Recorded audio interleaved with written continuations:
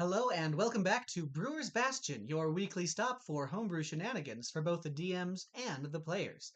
This week, I'm introducing a new player option, a Cleric subclass with a design inspired by a character from one of my favorite games, Genshin-Impact. But don't worry if you haven't played the game, this subclass is just as cool without the background. It's been a while since I've featured a subclass, since I've mostly been focusing on monster stat blocks, but I'm excited to share this one with you all. I did want to ask you, however, what are your thoughts on the channel's content right now? I'm focusing on monsters a lot, but I have started considering adding subclasses more regularly as a part of the channel's content, say once a month or so. I'd like to base the subclasses on popular games, movies, etc., so that players can really feel like they're playing as some of their favorite characters. But original subclasses with no distinct inspiration are on the table too, so let me know what you think. Should I stick to primarily monster stat blocks? Would you like to see me make more subclasses? And if you want more subclasses, would you like them to be based on popular characters or more original in nature? Let me know in the comments. As I mentioned before, today's subclass is based on a character from Genshin-Impact, which I've been playing for years now. As I was trying to decide which character to use for this first subclass, I've vacillated between using one of the newer characters that everyone's excited about right now versus an old 5-star that everyone really likes, but eventually I decided that I really just wanted to go with someone that made me feel excited. So I settled on, surprisingly, a 4-star character. When I first started playing this game years ago, the very first character that I got that wasn't one of your origin characters that you got automatically was Ningguang. I will argue to this day that she should have been a 5-star character, but alas, her more common nature does mean that I got to enjoy playing the character right from the outset of my game experience.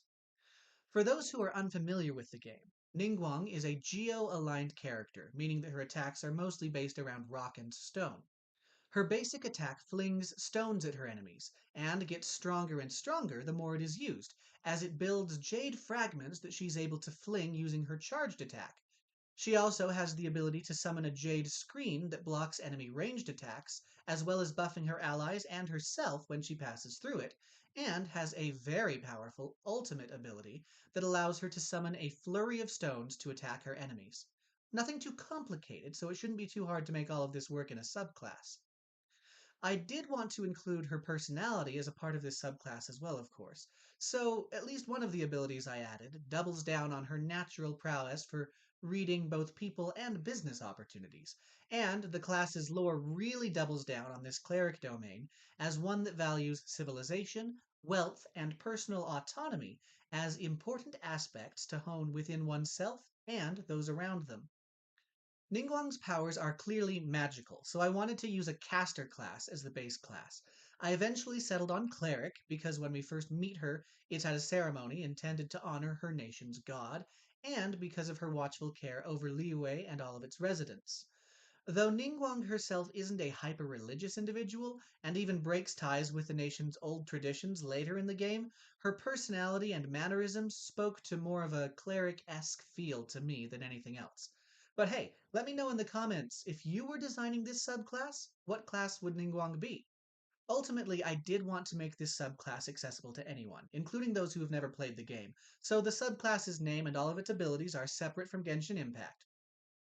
There isn't any mention of Genshin Impact or of Ningguang, so the subclass should stand on its own just as easily as it would if inspired by a known character, making it enjoyable for anyone who plays it, not just those familiar with the game, and also firmly rooting it in legal ground for my sake, considering that the abilities and text are inspired by, not copied from, Genshin Impact, and could just as easily exist in any other fantasy setting. So, let's get into the subclass and see how this all came together. The lore section for this subclass is pretty long, so I'll let you read through all of this if you want to take the time to do so, but the basic concept is this. Jadespeaker clerics value community, wealth, and individual improvement. They seek to build these traits in the locations and people that they interact with. Jade is particularly important to them, as it represents an almost sacred combination of the earth's natural blessings and the skill and craftsmanship of mortal hands. They're typically quite well respected, and their presence bolsters any society that they stay in for a long period of time. Now, let's get into the abilities. Starting at 3rd level, when you take this subclass, you gain access to the Stone Slinger ability. You learn the Magic Stone cantrip, if you don't already know it, and it doesn't count against the number of cantrips you can learn and counts as a Cleric cantrip for you. As a refresher for anyone who is unfamiliar with how this cantrip works, it's a bonus action and allows you to touch 1 to 3 pebbles, imbuing them with magic. You or someone else can make a ranged spell attack with one of the pebbles by throwing it or hurling it with a sling. If thrown, it has a range of 60 feet. If someone else attacks with the pebble, that attacker adds your spellcasting modifier, not the attacker's, to the attack roll. On a hit, it takes bludgeoning damage equal to 1d6 plus your spellcasting modifier. Hit or miss, the spell then ends on the stone. This subclass gains additional bonuses on top of that to the cantrip, however. Whenever you cast the cantrip, you can have the enchanted stones deal bludgeoning damage or force damage. Helps you to overcome some of those resistances at later levels. And those projectiles grow in power as combat moves forward. Whenever you hit a hostile creature with the magic stone cantrip, the damage you deal with the cantrip's projectiles is increased by 1d6, stacking for the next minute. There is no upper limit on this ability. That means if the combat lasts a long time and you're casting this spell every round, you can start dealing massive damage at later ends of combat. There are a few things to watch out for when using this ability, though. 1. The damage bonus only increases on a hit. 2. That damage bonus only increases when you hit a creature using the stone. So other creatures throwing your stones don't increase the cantrip's damage. And 3. This cantrip, unlike most cantrips, doesn't scale in damage as you reach higher levels. It is also worth noting that most combats are usually pretty short, so if you're worried that this would scale way too high, way too quickly, I wouldn't be too sure. The cantrip can get powerful by the 3rd or 4th turn of combat, but you have to spend a few turns taking a pretty suboptimal action to make that worth it, especially at higher levels since the cantrip's power doesn't scale with level. It does grow in strength over time and become worthwhile if the combat goes on long enough, but it's a little hit and miss. It's also worth noting, just to make sure that this doesn't get completely out of hand, I did make sure to clarify that it is once per turn when you hit a creature with a stone that the damage is increased. That way, you can't take 11 levels in Fighter for 3 attacks per turn, and then hurl all 3 magic stones every turn to make this cantrip stack like crazy. That build is still really powerful because you're almost guaranteed to hit one of those 3 attacks, making all of your attacks on your next turn deal 2d6 plus spellcasting modifier damage, and the next turn I'll deal 3d6, etc., etc. However, it does hold you back from dealing 1d6, 2d6, 3d6 on turn 1, 4d6, 5d6, 6d6 on turn 2, etc. We want to make sure that we don't make this too powerful after all. Also at 3rd level, this subclass gains access to Jadespeaker's Blessing, which gains you proficiency in 2 skills of your choice from among History, Insight, Investigation, or Perception, or Expertise if you're already proficient in those skills. Nothing fancy, but it does add a role-playing aspect that I think doubles down on Ningguang's character with those proficiencies. And of course, no Cleric domain is complete without domain spells. This subclass gains access to spells that are mostly themed around stone and solid defenses. However, there are a few abilities, such as Calm Emotions, that are based more on Ningguang's personality as a cool and collected individual, or Spirit Guardians, which heralds back to plot points in the game, like the aid that Ningguang and all of Liyue receive from the Adepti during the Fatui invasion.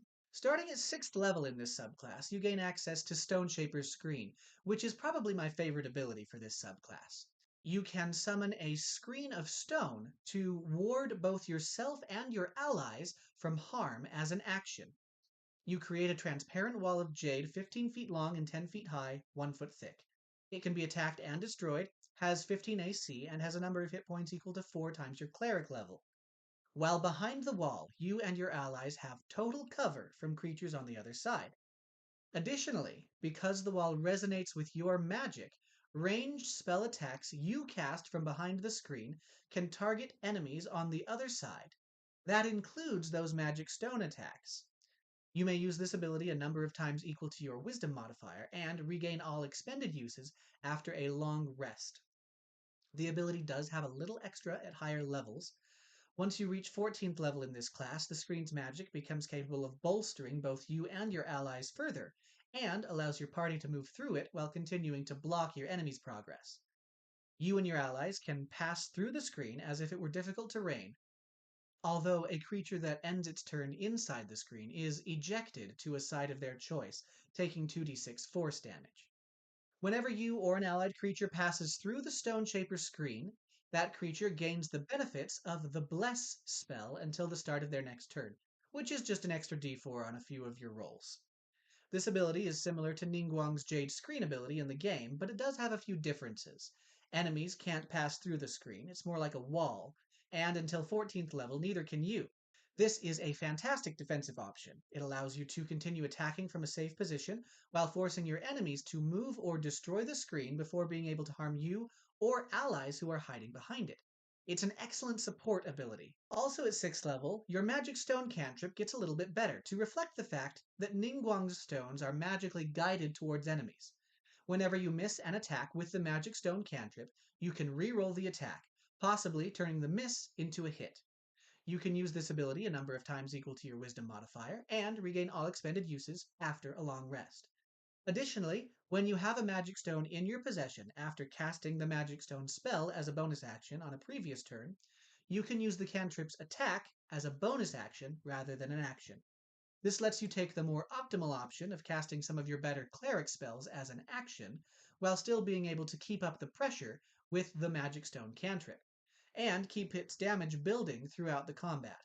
You will still have to take off one bonus action every 3 rounds to recast the spell, creating more ammunition, but it does allow you to be a bit more consistent. Remember, this doesn't allow you to use extra attack abilities with your bonus action. Extra attack is specifically designed to be used when you take the attack action on your turn, rather than attacking as a bonus action. The subclass's last ability is Meteorite Swarm.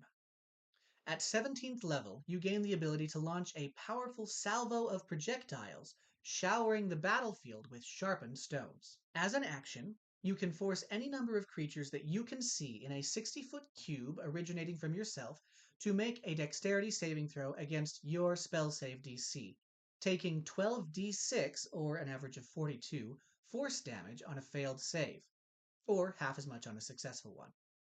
Once you've used this ability, you can't do so again until you take a long rest, unless you spend a spell slot of 7th level or higher to reuse the ability. The ability is pretty powerful damage-wise, but also extremely flexible, because it allows you to choose which creatures make the saving throw within the area, meaning you can throw this ability out even when your allies are in the affected area and not worry about harming them. And of course, the ability to reuse this ability by spending a 7th level spell slot is about on par with what you should expect from that level of spell. Overall, this subclass is designed to be a comfortable balance of support and damage that allows the cleric to function as a backline caster while also protecting other backline units, and contributing a good amount of damage while they do it. I had a blast building this one, and I'm excited to hear about your experiences playing the subclass, so if you get an opportunity to do so, definitely let me know about it in the comments. I would love to hear how it goes, and whether you have any feedback on what you think could be improved or changed to really make this subclass shine, and of course be balanced as well. So, there you have it, the Jadespeaker Domain. As always, if you enjoyed this video, make sure to like, comment, and subscribe. And if you want a complete PDF download of the subclass, head on over to my Patreon and join the Bastion to gain access to this subclass and all of my other weekly releases. If you have additional ideas or hopes for characters that I base my next subclass on, or other homebrew that you would love to see me feature on this channel, make sure to let me know in the comments. That's all for this week. Thanks for watching, and until next time, may your wit be as sharp as your sword.